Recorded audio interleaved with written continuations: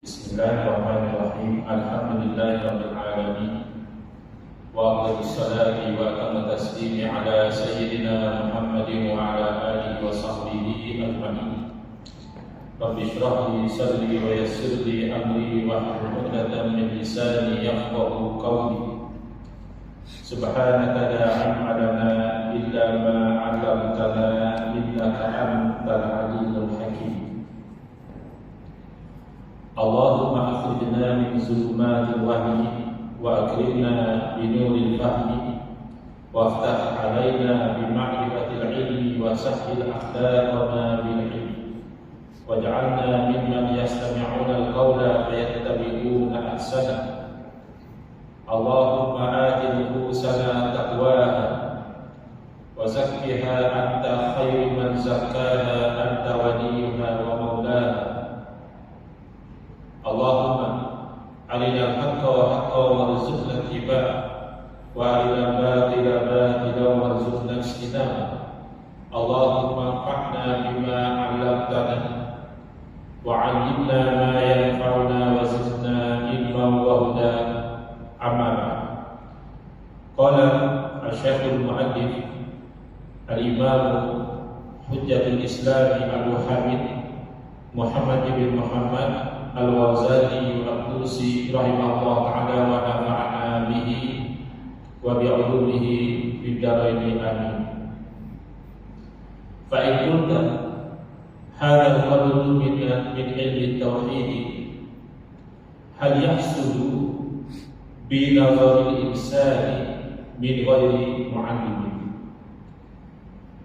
Alhamdulillah, muslimin-muslimat, hadirin hadirat yang saya hormati, moga-moga kita semua dirahmati dan diberkati oleh Allah Subhanahu wa taala, dan moga-moga kita semua dikurniakan oleh Allah Subhanahu wa taala kefahaman yang baik di dalam urusan agama, dan dikurniakan oleh Allah Subhanahu wa taala keikhlasan yang menyeluruh di dalam menuju kepada ridha Allah Subhanahu wa taala. Malam ini insya-Allah kita akan menyambung pengajian kuliah maghrib bulanan hari Ahad yang pertama, anjuran Masjid Bukit Indah Ampang, menggunakan kitab Minhajul Abidin, jalan para abid, jalan ahli-ahli ibadah, hasil karangan Al-Imam Al-Ghazali rahimahullah ta'ala. Kita masih lagi di dalam Al-Aqabatul Ula, Aqabah atau dakian yang pertama dari 7 dakian, 7 halangan yang perlu diatasi atau dilintasi dengan jaya untuk seseorang itu menjadi seorang ahli ibadah yang baik. Yang pertama adalah aqabatul ilmi, dakian ilmu. Di dalam kuliah yang lalu, Al-Imam Al-Ghazali rahimahullah ta'ala menerangkan tentang kepentingan kita itu mengetahui ilmu tauhid, kepentingan kita mengetahui ilmu fiqh, ilmu tauhid, ilmu akidah, ilmu tentang keyakinan. Sementara ilmu fiqh adalah ilmu hukum, ilmu tentang amalan zahir, dan juga ilmu sir, ilmu tasawuf, iaitu ilmu tentang perkara yang tersembunyi di dalam hati, tentang amal soleh yang dilakukan oleh hati kita, dan menjauhi dosa dan maksiat yang dilakukan oleh hati. Jadi 3 cabang ilmu yang utama dalam kehidupan kita sebagai seorang Muslim, iaitu ilmu tauhid, ilmu fiqh, dan juga ilmu tasawuf. Dan dia kata Imam Ghazali rahimahullah ta'ala, maka sekiranya kamu bertanya sekolah daripada ilmu tauhid yang fardu ain ini untuk mengenal Allah Ta'ala, untuk meyakini tentang keesaan kesempurnaan Allah Ta'ala, adakah terhasil semata-mata dengan pemerhatian seseorang tanpa perlu dia berguru? Hanya saya fikir sendiri saya dapat ilmu tauhid, tak payah saya pergi belajar, mengaji, cari guru. Boleh ke macam itu? Dan itu syarat yang mungkin ditanyakan. Bahkan ini lebih relevan di zaman kita, di zaman internet, bahkan sekarang ini popular dengan AI, artificial intelligence. Banyak perkara-perkara yang seolah-olah tidak perlu lagi kepada campur tangan manusia. Semuanya automated, semuanya sudah ada big data dekat situ. Hanya tinggal kita nak ambil saja. Jadi tak payah ada guru. Saya pasang internet, dengar ceramah, dengar YouTube, baca maklumat. Tak perlu ada guru. Ini soalannya. Lalu kata Imam Ghazali Allah Ta'ala, fa'lam anna al-ustadha fatihun wa musahhilun wa tahsilu ma'ahu as'alu wa arwahu wallahu ta'ala bi fadlihi yamtannu ala man yasha'u min ibadihi wa yakunu huwa mu'allimuhum subhanahu wa ta'ala. Ketahuilah bahawa guru itu adalah orang yang membuka dan memudahkan. Jadi bukan kata mustahil, boleh saja Allah Ta'ala memberi ilmu, memberi faham kepada seseorang tanpa wasitah guru, boleh. Dia perhati kepada alam ini, dia baca maklumat-maklumat, dia dapat ilmu, boleh. Tetapi kadang-kadang jalan itu jadi tertutup kalau tanpa guru. Kerana guru itu fatih, orang yang membuka. Dan kadang-kadang terbuka tapi payah, salah faham, suka tak faham. Dan guru ini memudahkan. Kalau istilah zaman moden ini kita kata facilitator. Jadi guru ini facilitate untuk kita itu lebih mudah memahami berbanding kalau kita itu tanpa guru. Dan menghasilkan ilmu berserta guru itu adalah lebih mudah dan lebih lihat berbanding kalau kita usaha sendiri risiko tinggi. Mungkin kita tak faham, mungkin kita sangkakan kita faham tetapi salah faham. Dan tidak ada yang membimbing. Padahal Allah Ta'ala dalam kurniaannya boleh saja mengurniakan kepada siapa yang dikehendaki di kalangan hamba-hambanya, maka pada ketika itu jadilah Allah itu guru kepada mereka. Memang kita tidak naktikan boleh sahaja seseorang itu dikurniakan ilmu oleh Allah Ta'ala tanpa wasitah guru, tetapi ini jarang-jarang. Yang biasa dari segi sifat musabab, kalau nak dapat ilmu, hendaklah seseorang itu berguru. Sesuai dengan sabda Nabi SAW, innamal ilmu bitta'allum. Hanya saja ilmu itu didapati dengan jalan belajar. Bila belajar, perlu kepada guru. Suma'lam anna hadhihi al-aqabatan allati hiya aqabatul ilmi aqabatun ka'udun. Kemudian ketahuilah bahawa dakian ini, iaitu ia adalah dakian ilmu, ia merupakan dakian yang sangat sukar. Walakin biha yunalul matlubu wal maqsud. Tapi walaupun sukar, kita tak boleh skip. Kita kata tak payahlah, terus pada amal sajalah. Tak payahlah kali ilmu payah. Tak boleh. Akan tetapi dengan dakian ilmu inilah tercapai apa yang dituntut dan tercapai apa yang dimaksud. Jadi kita ini menuntut ridha Allah. Kita ini bermaksud untuk bahagia dunia dan akhirat. Ini perlu melalui ilmu. Nak dapat ridha Allah kena melalui ilmu. Nak dapat bahagia dunia dan akhirat juga perlu melalui ilmu. Naf'uha kathirun wa qadruha syadidun wa khataruha azimun. Manfaat daripada ilmu ini sangat banyak. Bahkan kita perhatikan dalam urusan dunia pun, orang yang ada ilmu, ada kepakaran, syarikat-syarikat, bank-bank, ya, mereka sanggup bayar mahal kepada orang ini.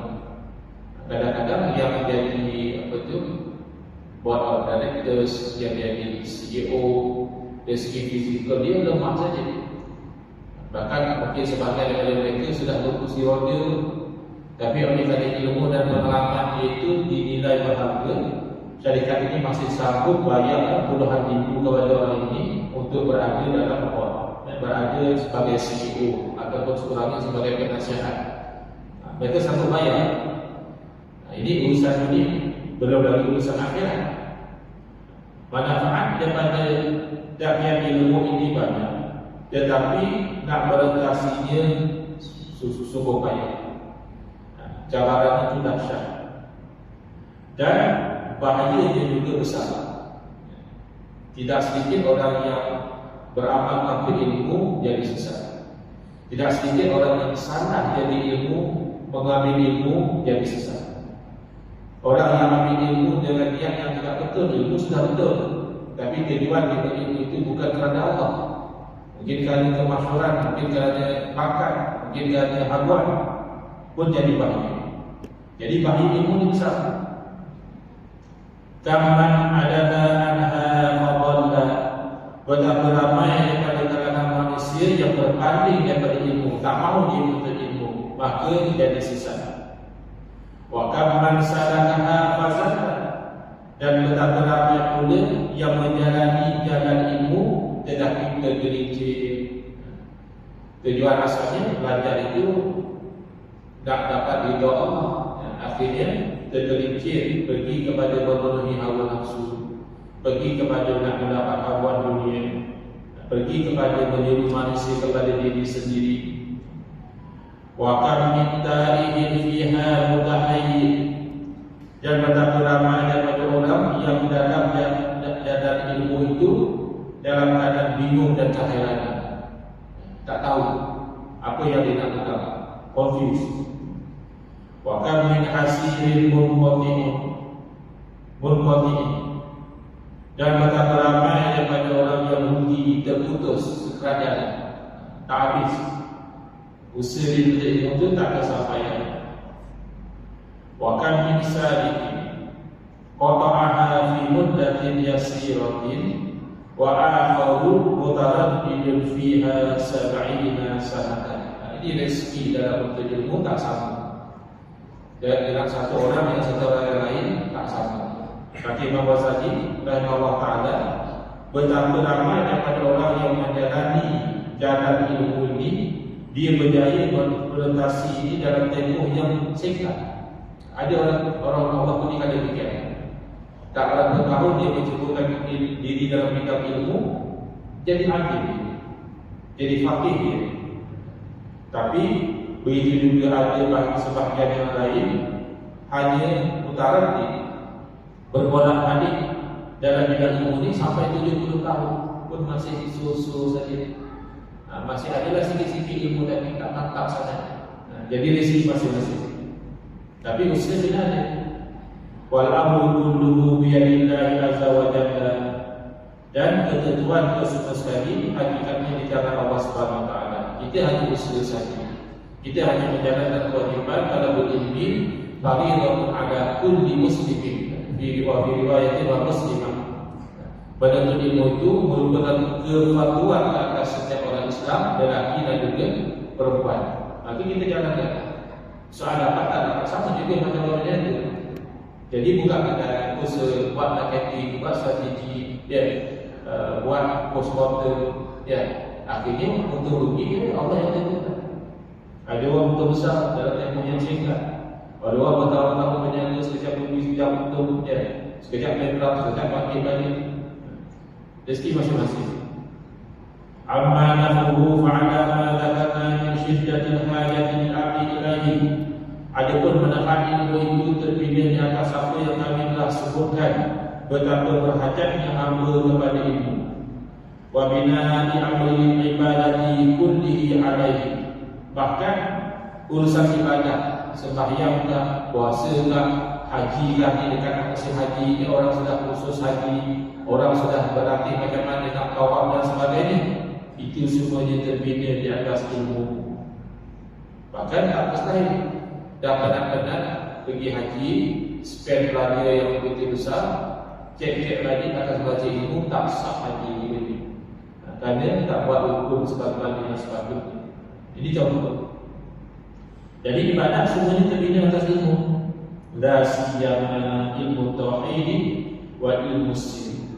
Lebih-lebih lagi ilmu tauhid dan juga ilmu sir. Kalau terjemah ilmu sir ini ilmu rahsia, bukan maksudnya ilmu rahsia. Kalau ilmu rahsia kita nak belajar dan belajar rahsia, bukan. Ilmu sir maknanya ilmu tentang hati. Oleh kerana hati ini tersembunyi, orang tak tahu, maka Imam Ghazali namakan sebagai ilmu sir, atau lebih popular namanya ilmu tasawuf. Kenapa Imam Ghazali tekankan dulu ini? Bukan makna ilmu fiqh tak penting. Ilmu fiqh itu penting, tetapi maksudnya ilmu fiqh ni lama yang boleh bimbing. Kalau kita tak tahu, lama Ustaz tidak bagi tahu. Ustaz macam mana hukum ini hukumnya. Ini Ustaz macam hukum saya tak tahu, tanya Ustaz seorang lagi dia tahu. Jadi Pak Farhan kan Ustaz tahu saya tak tanya, tapi tanya dekat sini mereka boleh terangkan. Dan ilmu fiqh ni banyak yang fardu kifayah, yang mana tak semua orang mesti tahu. Kita hanya tahu yang kita nak amalkan. Tetapi ilmu tauhid tak mungkin. Ilmu tauhid setiap orang mesti ada ilmu akidah yang membentengi dan menunjang keyakinan dia. Begitu juga ilmu tasawuf. Kalaupun dia mahir ilmu fiqh sekalipun, tetapi kalau hati dia rosak, penuh dengan takabur, penuh dengan riya, penuh dengan ujub, penuh dengan hasad dengki dan sebagainya, maka di sisi Allah Ta'ala dia tidak ada amal soleh. Kerana Allah Ta'ala memandang kepada hati, bukan semata-mata kepada yang zahir. Walaqad ruwiya anna Allah Ta'ala awha ila Daud alaihi salam qala, ada diriwayatkan firman Allah Ta'ala kepada Nabi Daud alaihi salam, ya Daud ta'allam ilman nafi'an. Faqala ilahi wa mal ilmun nafi'u. Faqala an ta'rifa jalali wa 'azamati wa kibriyai wa kamala qudrati ala kulli syai'in. Fa inna hadha alladhi yuqarribuka ilayya. Walaupun ini hanya riwayat tentang apa yang difirmankan kepada Nabi Daud alaihi salam, tetapi isinya itu sesuai dengan apa yang disampaikan oleh Nabi kita, Nabi Muhammad SAW. Tidak ada percakapan, yaitu kepentingan menuntut ilmu yang an-nafi', ilmu yang membawa manfaat. Bahkan diriwayatkan bahawa Nabi SAW berdoa memohon lindung, Allahumma inni a'udzubika min ilmin la yanfa'. Padahal Nabi SAW diperintahkan supaya memohon ditambahkan ilmu. Wa rabbi zidni ilma. Katakanlah wahai Tuhanku, tambahkanlah kepada ilmu. Dalam keadaan demikian pun, kalau ilmu yang tidak bermanfaat, Nabi minta ilmu. Ya Allah, aku mohon lindung denganmu daripada ilmu yang tidak bawa manfaat. Kali itu akan menjadi peluang pendakwa raya kepada kita. Ilmu kalau bermanfaat, dia jadi pembeda, peluang beda kita. Tapi ilmu tidak bawa manfaat, dia yang akan mendakwa kita. Wahai Daud, hendaklah kamu belajar akan ilmu yang nafi', hendaklah kamu belajar ilmu yang memberi manfaat. Lalu Nabi Daud alaihi salam bertanya, wahai Tuhanku, apakah dia ilmu yang memberi manfaat itu?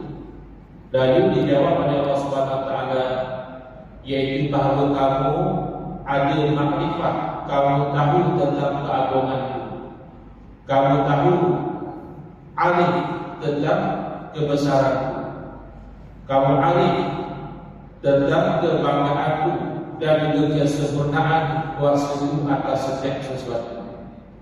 Jadi ini yang orang ada istilahkan al-arif billah, itu hanya istilah saja. Kadang-kadang orang marah dikatakan mana di zaman Nabi istilah arif billah. Istilah Datuk Seri pun tak ada zaman Nabi, pakai juga kan. Istilah Profesor Maria pun tak ada zaman Nabi, pakai juga. Itu istilah saja, gelaran. Jadi al-arif billah ini sekurang-kurangnya makna itu ada. Makna orang yang dia itu ada makrifat yang sebenar terhadap Allah Ta'ala. Keagungan, kebesaran, kekuasaan Allah Ta'ala itu dia dikenal betul-betul dengan hati dia. Kerana yang seperti inilah yang nanti akan menghampirkan kamu kepada aku. Jadi bukan kata ilmu tentang taharah tidak penting, ilmu tentang hukum hakam jual beli munakahat tak penting. Dia penting supaya kita itu tidak meninggalkan yang wajib dan tidak melakukan yang haram. Tetapi kita bimbang, walau kita ada ilmu tentang halal dan haram, kita itu seolah-olah tidak kenal Tuhan itu, tak rasa pun keagungan Allah Ta'ala, tidak rasa pun kesempurnaan Allah Ta'ala, tidak nampak pun kekuasaan Allah Ta'ala. Jadi nanti dia akan jadi jauh daripada Allah. Jadi ini yang dapat dicapai melalui ilmu tauhid dan juga ilmu tasawuf. Wa an Ali karramallahu wajhahu annahu qala, daripada Sayyidina Ali bagaimana Allah Taala memuliakan wajahnya, bahawa dia berkata, ma yasurruni an law mitlu tiflan wa udkhiltul jannata wa lam akbar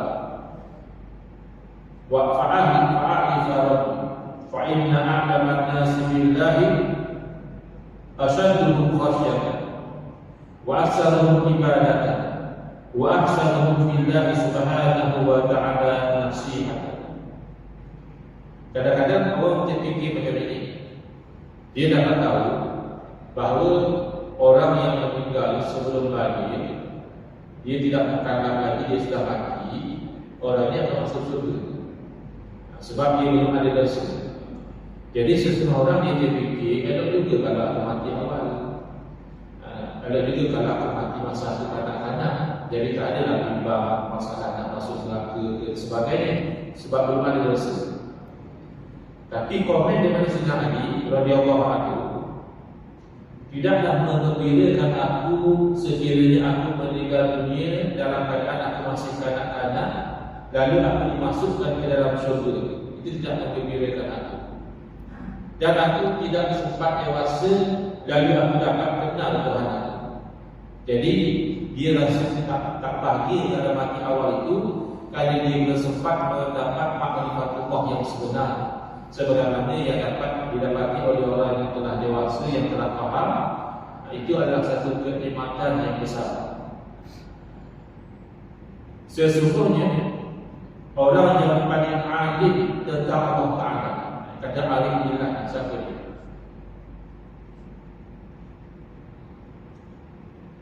Kadang-kadang orang pakai saja title itu alim dia, tapi tak alim pun tentang Allah Ta'ala. Bila orang itu alim tentang Allah Ta'ala, ada tanda dia. Apa dia? Yang pertama, asyadduhum khasyatan. Dia orang yang paling takut kepada Allah. Dan kalau cakap alimillah yang takut kepada Allah itu tipu saja. Itu hanya propaganda saja, promosi saja. Kalau betul takut kepada Allah, kalau betul orang itu alim dengan Allah, dia akan takut kepada Allah Ta'ala. Wa aksaruhum ibadatan, dan orang yang paling banyak melakukan ibadah kepada Allah Ta'ala. Kerana di zaman kita ni ada orang yang mendakwa dia ni dah sampai kepada maqam makrifat, dia ni orang ahli hakikat, tapi tak sembahyang, tak puasa dia. Ini bukan.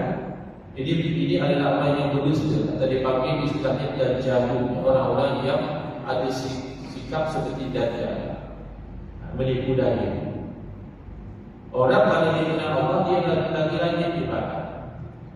Wa ahsanuhum billahi subhanahu wa ta'ala nasihatan, dan dia akan jadi orang yang paling elok ikhlas dia itu kepada Allah Ta'ala. Jadi banyak. Ikhlas ni satu rare commodity, satu benda yang payah kita ada. Kadang-kadang kita cek ikhlas orang lain, kita tak tahu.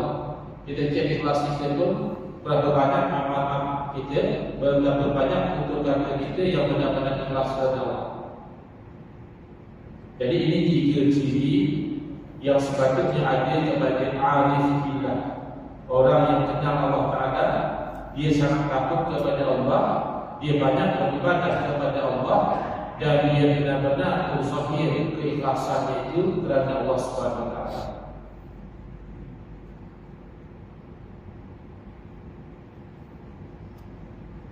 Qala Allah Ta'ala wa amma shiddatuha fa'kun nafsaka bil ikhlasi fi talabil ilmi wal yakun talabu talaba riwayatin la talaba riwayatin. Adapun kepayahan dakyat ilmu ini, maka bertukus-tukuslah diri kamu itu untuk ikhlas untuk ilmu. Kadang kita ilmu ni dia ada dia punya kahar, dia ada dia punya tarikat. Dia akan ada manusia-manusia yang menghormati kepada kita kerana kita berilmu. Jadi ini makin nanti na'udzubillah itu akan menjadi tujuan. Maka jadilah menuntut itu adalah menuntut kefahaman, bukan menuntut riwayat semata-mata. Kan nampak hebat orang yang boleh sebut nama ulama di dalam kitab sekian, dalam majalah sekian, dalam isu sekian, ada khilaf, ada 3 pandangan dia. Pandangan yang pertama ini 5 dalilnya, ini pandangan yang kedua ini 7 dalilnya, ini yang rajih itu. Masya-Allah. Tapi di mana diterjemahkan pada akhlak itu? Di mana di pertuturan yang membawa kebaikan, ketenangan kepada manusia? Di mana tingkah lakunya itu membawa kebaikan kepada umat? Kadang-kadang tak ada. Tapi mana dari segi info dia itu kurang sedikit daripada itu yang sekarang orang lagi ni cek GPT, yang AI kan, itu macam-macam. Kita cakap saja dia keluar macam-macam info. Atau lebih hebat dari itu lagi. Tapi tidak ada makna kalau riwayat semata-mata. Hanya macam mesej. Kalau ada riwayat, tidak ada kefahaman, tidak ada kebaikan.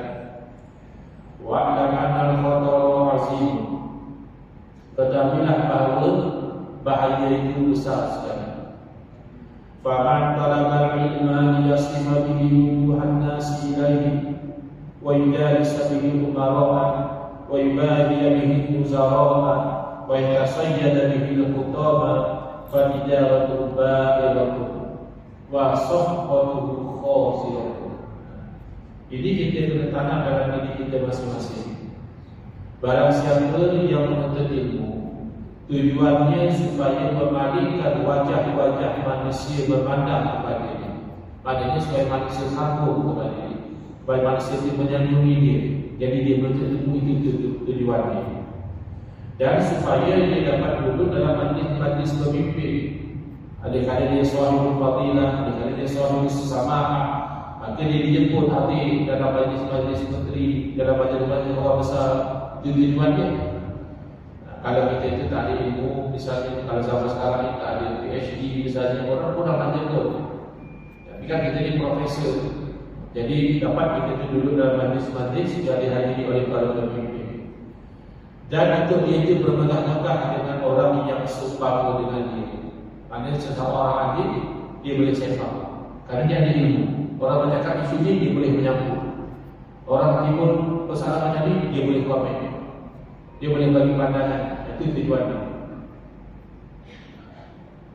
Dan untuk dia memancing hawa dunia, maka perniagaan itu adalah perniagaan yang hancur. Dan kontrak jual beli itu adalah kontrak jual beli yang rugi. Cuba lihat amaran daripada Nabi SAW tentang orang yang tidak ikhlas menuntut ilmu, walaupun menuntut ilmu agama.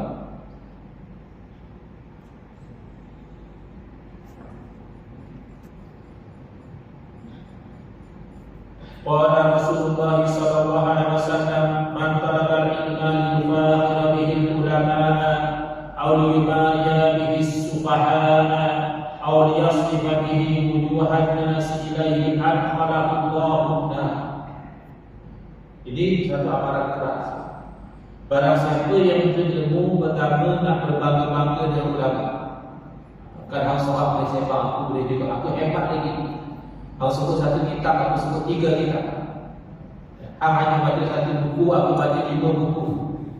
Hang hanya tahu satu hadis, aku tahu 10 hadis. Itu berbangga-bangga dengan ulama.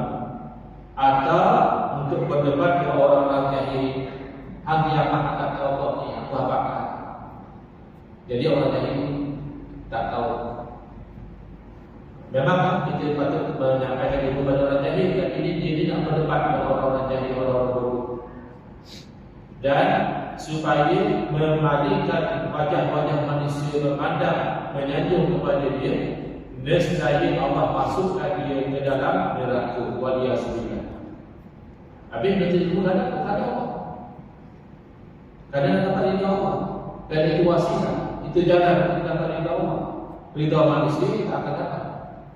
Ridha nas dua yang berlaku. Ridha daripada manusia adalah satu cita-cita yang tak mungkin akan dapat dicapai. Tak lain dengan pasangan hidup kita. Bukan dia ridha semua dengan kita. Kita pun bukan ridha semua dengan tingkah laku perbuatan dia. Kan kita sabar. Dia pun sama juga. Dia bukan ridha semua tapi dia sabar. Suami yang ya. Kita pun dengan malah satu ini. Itu orang yang paling dapat lagi, pun tak ada dosa. Apatah lagi orang yang jauh dari kita. Apatah lagi kita punya haters. Dalam Facebook kalau kita ada account, kita akan ada likers yang suka like, kita punya posting bagi sokongan, bagi doa. Ada haters yang suka maki kita, yang suka istihza, berkodok-kodokkan kita. Jadi kadang-kadang kita tahu ridha manusia itu satu perkara yang mustahil kita dapat capai.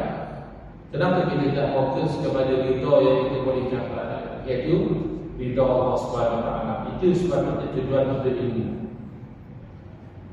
Jadi tadinya lagi kita ilmu, lagi kita rasa jahil. Itu kalau kita ikhlas pada Allah, lagi kita belajar, lagi kita rasa kita jahil, lagi kita rasa kita kurang. Tapi kalau kita tidak ikhlas, alhamdulillah, lagi kita belajar, kita rasa kita tak banyak ilmu. Kita rasa orang itu tak betul, orang ini tak betul. Kita nampak salah orang. Kita tak nampak kelemahan dan kesilapan kita sendiri. Qala Abu Yazid Al-Bustami rahimahullah ta'ala, Amiltu fil mujahadati salasina sanatan, fama wajadtu syai'an ashadda alayya min al-ilmi wa khatari. Berkata Abu Yazid Al-Bustami, moga-moga Allah merahmati beliau, aku ni beramal bermujahadah, tak dapat kita Allah ni 30 tahun betul-betul mujahadah.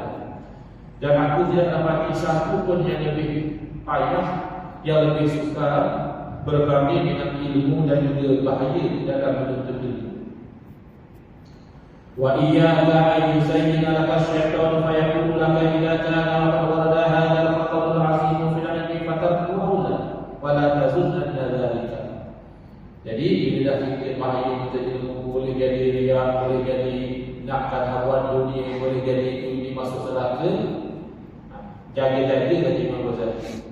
Jangan sampai syaitan memperdayakan kamu. Syaitan dia akan ambil keluar. Lalu syaitan berkata kepada kamu, kalau dah macam ni bahaya yang besar pada menuntut ilmu, baik asas ilmu. Baik dia kata pun tak ada bahaya. Jangan kamu menyangka demikian. Memang menuntut ilmu itu ada risiko dan bahaya, tapi risiko dan bahaya itu bukan supaya kita tinggalkan, tetapi supaya kita berhati-hati. Fala ruwiya Rasulullah sallallahu alaihi wasallam annahu qala udlitu lailatal mi'raj 'ala an-nar fara'aitu aksara ahliha al-fuqara. Diriwayatkan bahawa Nabi SAW bersabda, aku telah diperlihatkan pada malam Mi'raj kepada kandungan isi neraka. Lalu aku dapati kebanyakan ahli itu adalah orang-orang fakir. Aku lihat pada malam Mi'raj itu ke arah neraka, aku dapati kebanyakan ahli neraka itu orang fakir. Oh ya Rasulullah, minal mal. Jadi orang sahabat terkejut. Orang yang tak ada harta masuk neraka. Lalu Nabi SAW menjawab, bal minal ilmi. Orang ini adalah orang yang fakir, orang yang ada ilmu. Orang yang tak ada ilmu, kebanyakannya jadi penghuni neraka. Kenapa? Dalam kata jahil itu dia maksiat kepada Allah Ta'ala, bahkan dia menyangka dia sedang taat kepada Allah. Jadi itu bahaya kalau orang itu tidak berilmu. InsyaAllah setelah ini kita akan sambung dalam kuliah yang akan datang, yang mana Imam Ghazali menerangkan lagi bahaya kalau orang itu tidak belajar ilmu tentang ibadah dan sebagainya.